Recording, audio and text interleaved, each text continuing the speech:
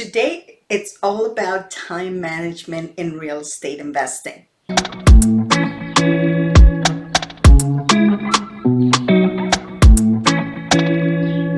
what we're going to talk about is just the first three steps that you need to look at when you're doing some project management. So, no matter how you decide to complete the repairs, you are the boss. You always have to remember that. And therefore, you need to stay organized. If you don't have great organizational skills, I advise you to partner with someone that does, as in the end, you will be solely responsible for the success of the project. So even though you have a GC or a general contractor, you are the boss of him or her. And they have to follow your instructions and look for direction from you. So time management. So to be successful in your project, you need to be able to balance deadlines, a budget, and the quality of work. This can be very stressful, even for the simplest projects. And this is where organizational skills come into play.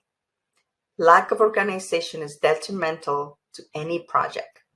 But there are many ways to ensure you achieve what you set out to do. With contractors, general contractors, the deadlines change all the time. There's a lot of things that you cannot control. The only thing that you can do is juggle and make sure that you can fit in everything as you can. So the first thing that you need to do is set some expectation. And you have to do that from the beginning. You should let your general contractor or independent contractors know what your expectations are for the project. This should include the quality of work you expect, who is responsible for which tasks, and how your team should communicate with each other. The sooner you explain to your team members what's expected of them, the easier it will be to ensure everyone is working towards a common goal and will eradicate any confusion and assumptions from the outset. One of the biggest things is if you have two independent contractors, let's say an electrician and a framer. So you're framing the house and you're having the electrical put in. Sometimes the communication in between the two of them is not the greatest. So you have to be in the middle.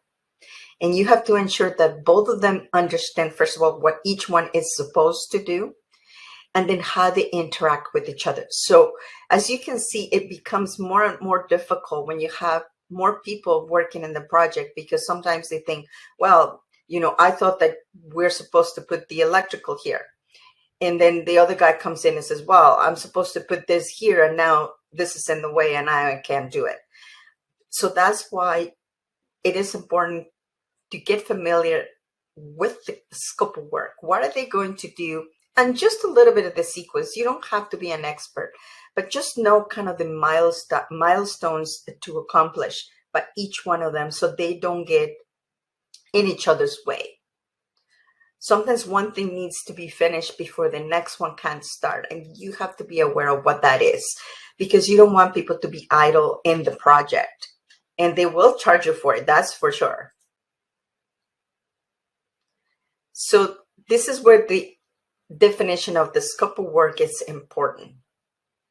As a project manager, remember, you are the project manager on the entire thing. So the first step is to planning what is to do.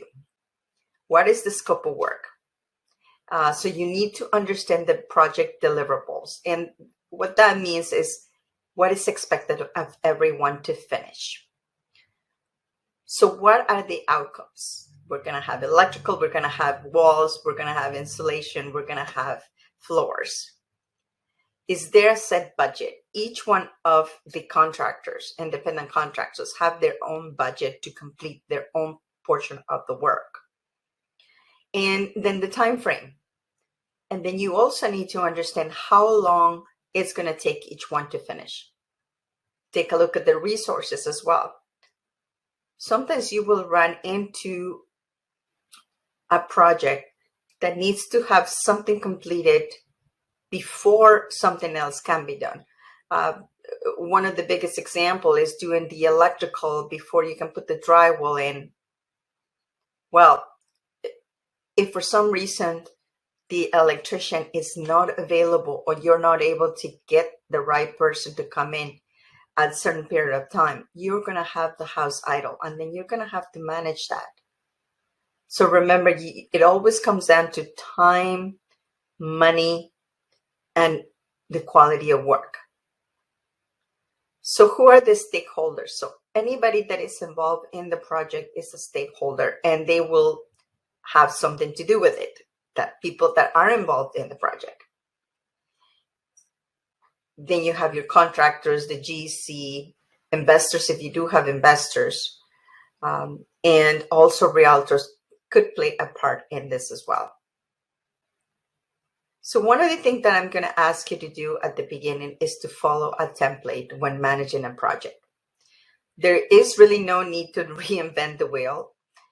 If this is your first project, source document templates that you can use as a solid starting point.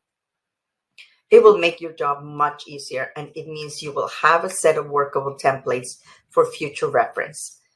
It also gives you a good idea of how to log everything, your work, detailed notes, etc., and how to handle certain problems and then similar issues arise. And I do have lots of templates in my course, and if you are interested in finding more about it, all the details are in the notes. These 3 things can get you started into your time management endeavor. So remember that no matter what you do, no matter how much planning you do, there's always going to be some juggling and some changing along the way. But if you do not have a plan, it's going to be way more difficult than if you do have a plan and then just adjust the plan as you go along. Because no matter how good you are of a planner, there's always some changes that are going to happen along the way. Some of them will be under your control, some of them are not going to be, but you're still responsible to make the necessary changes to bring the project to success. I will see you in the next one.